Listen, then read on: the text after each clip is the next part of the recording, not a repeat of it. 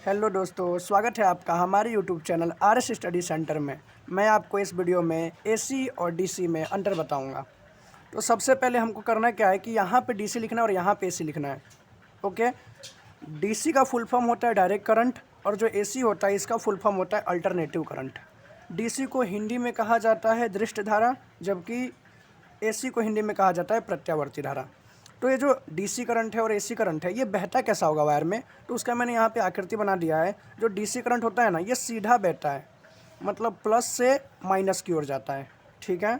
लेकिन जो प्रत्यावर्ती धारा है मतलब एसी करंट, ये पहले ऊपर जाएगा, फिर नीचे, ऊपर नीचे, सांप जैसा, जैसे सांप चलता है ना, ऐसे ऐसे ऐसे ये बहता है। तो हम लोग एक एक करके दोनों में अंतर देखते हैं। क्या है ना कि इसका जो वेग है ना अधिक होता है, डीसी करंट का वेग अधिक होता है, जबकि एसी करंट का वेग कम होता है। तो आप ऐसे याद कर सकते हो, आपको ये चित्र याद रखना है बस।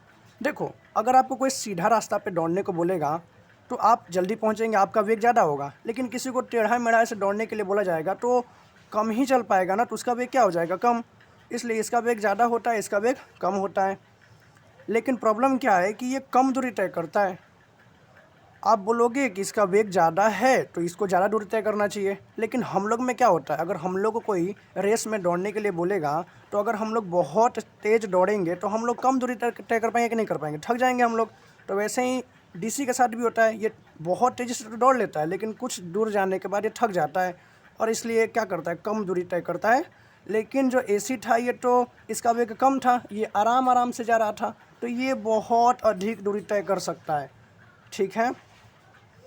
अब देखो, इसका जो इसमें ना अधिक ऊर्जा खर्च होती है। अगर हमको कोई दौड़ने के लिए बोलेगा तो हमारा ज़्यादा एनर्जी लॉस होगा, लेकिन अगर कोई चलने के लिए बोलेगा तो कम एनर्जी लॉस होगा। तो ये तो दौड़ता है ना एकदम, देखो वेग इसका ज़्यादा है तो इसमें अधिक ऊर्जा खर्च होती है, लेकिन ये इसका वेग कम है तो ये स्लो स्लो चलता है, इसलिए इसमें जो है ना ऊर्जा कम खर्च होती है। इसमें अधिक ऊर्जा खर्च होगी जबकि एसी में कम ऊर्जा खर्च होगी। आगे अंतर देखते हैं। अब देखो, एसी कैसे बह रहा है, सीधा। मतलब ना, अगर एक सीधा पानी ऐसे बह रहा है, पानी सीधा बह रहा है, तो मैं आगे ऐसे पुल बना के उसको रोक लूँगा। ब्रिज बना के मैं क्या करूँगा, ब्रिज नहीं, बांध बना के मैं क्या करूँगा, उस पानी को रोक सकता हूँ, है ना। लेकिन अगर बात करें हम लोग एसी की, तो इससे मैं रोक नहीं सकता। देखो, अगर कोई पानी ऐसे कूद कूद के जा रहा है, लहर है पानी का, तो क्या मैं उसको रोक सकता हूँ, नहीं रोक सकता। तो देखो ना, इसलिए यहाँ पे लिखा गया है कि डीसी करंट को ना संग्रह नहीं किया जा डीसी करंट को संग्रह किया जा सकता है क्योंकि ये सीधा जाता है, लेकिन एसी करंट को संग्रह नहीं किया जा सकता क्योंकि ये ऐसे ऐसे जाता है ना, टेढ़ा मेढ़ा। तो अब मुझे बताइए आप कि हमारा जो मोबाइल होता है इसमें भी तो हम लोग विद्युत धारा को क्या कर लेते हैं, संग्रह कर लेते हैं। 3 घंटे में अपने मोबाइल को पूरा चार्ज कर लेते हैं हम लोग।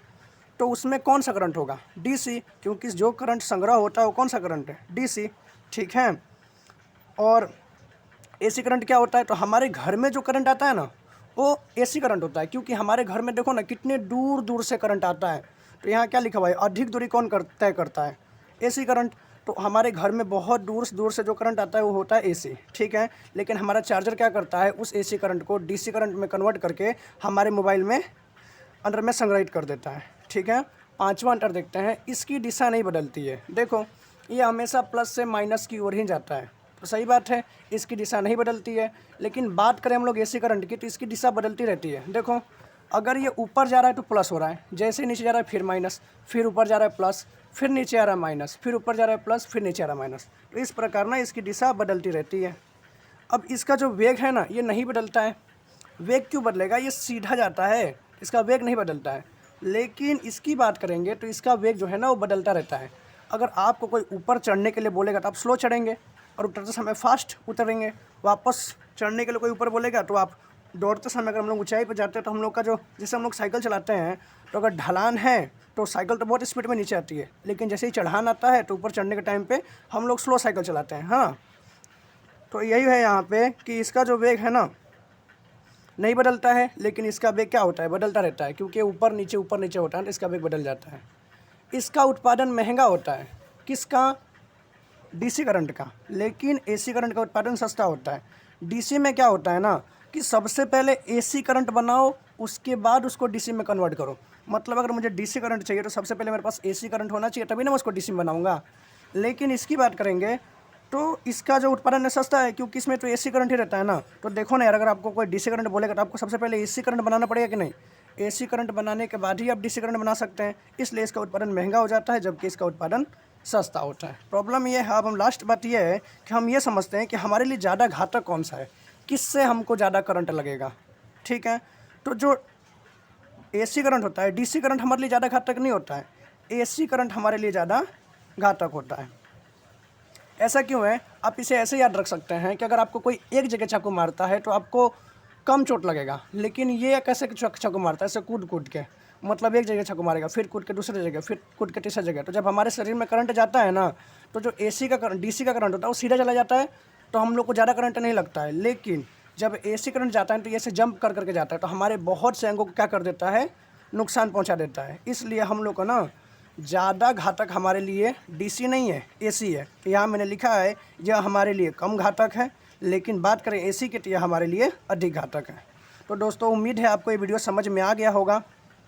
मिलेंगे आपसे नेक्स्ट वीडियो में। वीडियो देखने के लिए धन्यवाद।